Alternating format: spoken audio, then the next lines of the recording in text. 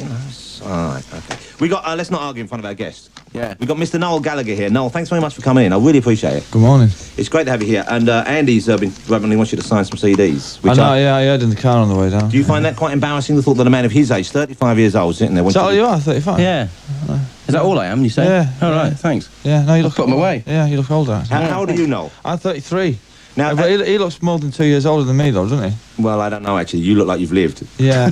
Yeah. You look like you've had a couple of rough years. But you look better than I've seen you in the past. Well, I had a rough night last night, so we had a good night out. I went to Andy Bell, our bassist, had his 30th birthday party last night, and it was a fancy dress, and I have to say I was the only one not in fancy dress, keeping it real. But you went along, presumably wearing what you're wearing now. That's kind of fancy dress in a way. Yeah. Sort of like you look But like... the funny thing is Liam come all dressed in white. And somebody said, what have you come as? And he said, well, I've come as Jesus. I was like, yeah, but you look like an Indian waiter.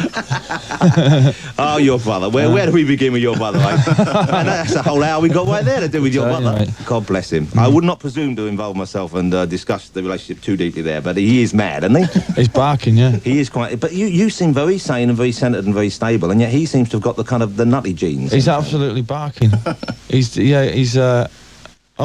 just mental, yeah. I suppose I'd balance it out the other way. I mean, man would go absolutely mad, you know what I mean? If there's two of us like that. Do you think he's... but is it a constant source of, you know, sort of pain, irritation and despair for you? It's just like...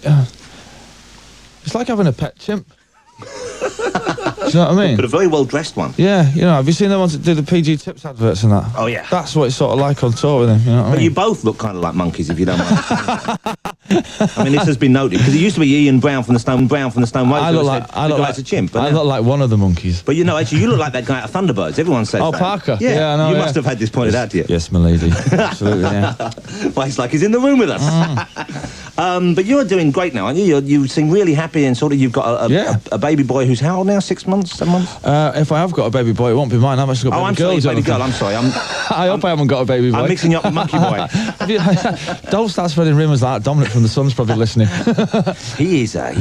Anyway, yeah. Let's not. Anyway, yeah, no, I've got a baby girl who's 6 months old. And that's calming you down. Yeah, she's great. Well, they do that, don't they? You know, they're you sort of you look at them and you forget that you're a rock star. You know, you're just daddy, aren't you? Did you used to feel that, you know, you were a rock star and you had to live up to a certain preconception of that? For about the first 2 years, when I first moved to London, and I was single. I was living out in Chiswick, and we used to come into London every sort of Friday and Saturday night, and we used to go out of our way to be... Used to cane it? Yeah, you know. I mean, which was, I think that, you know, you have to, really, while you're young. And then you sort of get to your 30s and you think, well, I've done it all before now, so it's time to start settling down with a family and all. So what's a great evening for you now? What's a really nice evening? I had a really good night last night, actually. I went out to, I went to Andy's party, and then we ended up at the 606 Jazz Club. As a couple of my mates were doing... they were playing jazz down there, and then we just sort of sat there drinking all night, just listening to these brilliant musicians. So it was quite... I mean, you can't go anywhere in sort of like up west here, because you always get hassle, there's always photographers everywhere, but if you go down the other side of town, you can just, you know, it's just nice to sit in a club and... Just hang out? Yeah, and just sort of drink beer and talk about music, really. And this guy, Andy Bell, who's in your band now, is that Andy right? Bell, yeah. Now, did he used to be in Oasia? Is it that guy? Because I thought that was a strange choice for you to go. No, you know, because very different musical styles. Well, I was in the car going to rehearsals, and somebody, there was a phone call from the manager and said, I think we've got Andy Bell to play the bass. I thought, Jesus Christ. So surely it's not that bad, man. But you now have, because now it's... I would have preferred Nick Beggs, actually. It's nice to get a Catch a Goo-Goo reference on You've got to get him in, haven't you? God, they were one hell of a band. Weren't they? Eh? You ever see them live? Oh God! I didn't actually see them live, but didn't they kick the keyboard player out of the band because he wanted to take his girlfriend on tour with him? No, I think he became very kind of... You know, Limahl keeping it real, wasn't he? Who to be a rock singer? Something like that, I don't know. They were great lyrics. Absolutely. But the band now is, I mean, fundamentally, you still got there's a kind of Gallagher brother axis in there, but the other two guys went, didn't they? And you got these new guys. Yeah. It must feel pretty different to you now, doesn't it? It did. You know, at first, sort of. I mean, it was like a problem for literally about, you know, a couple of hours, and it was like, oh, you know, like, what are we going to do? How are we going to carry on? And it was just like, look, you know, this country is full of bass guitarists and guitarists. I mean, it can't be that difficult to find people. And luckily enough, we'd known Gavin for a while anyway, so we just asked him, and he said, yeah. And then we heard that Andy Bell was going to join another group, so we sort of pinched him off them, and But I mean, after we'd rehearsed for about a week, it just felt totally natural, and it's great now. I think we're a better live band than we've ever been. And you're playing? You're playing Reading, are you? Playing Reading on Friday, Glasgow on Saturday, and Leeds on Monday. Right, and then after that, for you and the band, is because there's all this speculation about whether you're going to stick with them. There'll be like 6 months of speculation while we all go on holiday, and then we're going to come back and we will let everybody know what's going to go on. But you don't know yourself yet? I've got a fair idea, yeah, but I'm not telling anyone. Well, come on, tell us. Don't be an idiot. No, I can't tell you, no. Come on, it's not that big a deal. You know, we're just mildly interested. It's not that big a deal. Well, we're not that bothered. You're only a rock band. Yeah, you weren't that bothered, you wouldn't have me in here, would you? Yeah, but I'm curious, but that's it. Mildly curious. Still not telling you. Oh, come on. No. All right, okay. Well, we'll make it up after. Oh, no. yeah, like everyone else does. Yeah. But you seem to be really enjoying life, and that's really nice to see, because it's a great thing when you see people succeeding, and you deserve to succeed, because you are a very talented man. Well, thanks very much. Yeah, but I mean, I always feel really bad when I see people and you think, oh no, they're going to crash and burn. Yeah, I've never understood why. I mean, people take the whole fame thing too seriously. I mean, it's there to be laughed at, and it's there to be enjoyed. And some days you get really bad days, and some days you get really good days. But I mean, it's like, how long have you got left on the planet? You still don't know what day you're going to die, so you might as well just take each day as it comes and just, sort of make the most of it. This is the wisdom of slightly older men talking. Yeah, well, and then you get home and you think, right, well, what have I done today? And did I enjoy it? And if I didn't enjoy it, I'll change the things that I didn't enjoy, and I'll make sure I enjoy tomorrow. That makes absolute sense. Yeah, you could learn from him. And instead of asking for an autograph, have a sit down and have a chat. I'm going to. Okay, we're going to talk in a minute about the time I saw you with your fat brother that day. The other Gallagher guy. How many brothers are there? Just the three of you? Yeah, me, Liam, and Paul. And that must be difficult for Paul, isn't it? The fact that yeah, because he's not really sure what he wants to, because he used to work at Creation, and sort of now like Creation sort of folded.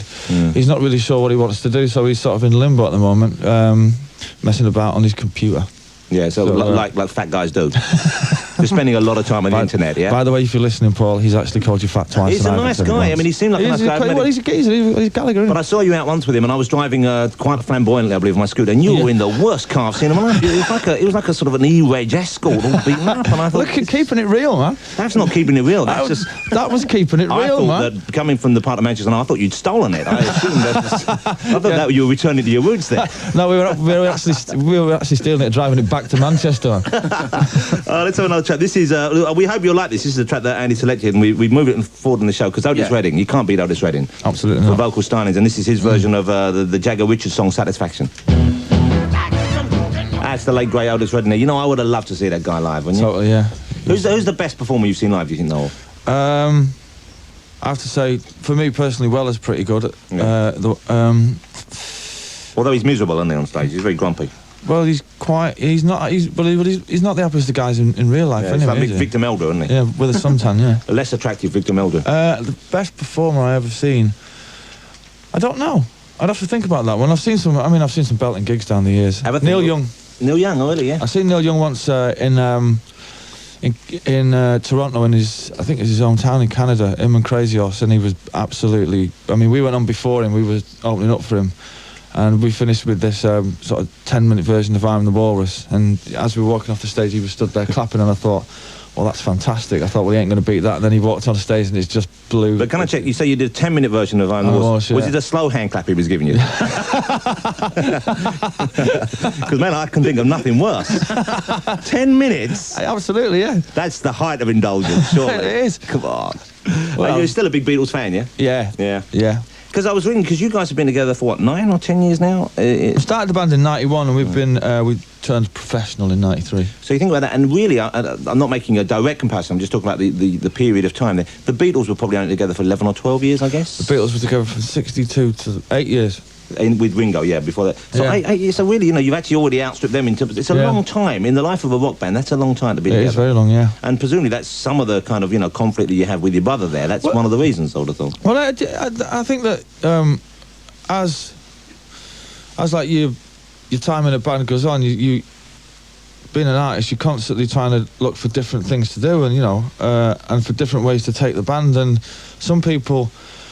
pulling in one direction, and some people are pulling in another, and sometimes that's not good. So, it's we've got to sit down and think about what we want to do musically and all that stuff. But what is the problem here? Because he does seem to get... Because you are fairly stable now, aren't you? Yeah. This isn't just something... Yeah. And he just gets a bit crazy, and because he must realise it's a good thing to be with you. He must think that's what the core of the band is. Well, that's what he says. But then, you know, we get these little outbursts every now and again. But I mean, all singers are like that, especially singers who don't play guitar. I have to say, are just, you know, they're... Well, they're strange people, let's put it that way. The great thing about watching the band develop, you know, just as an outsider, not knowing any of you, but being a fan, I mean, I came to you a bit late, you know, it was that, the first album that hit big, it was already a big hit before I discovered it, and I thought, this is great, I really liked it.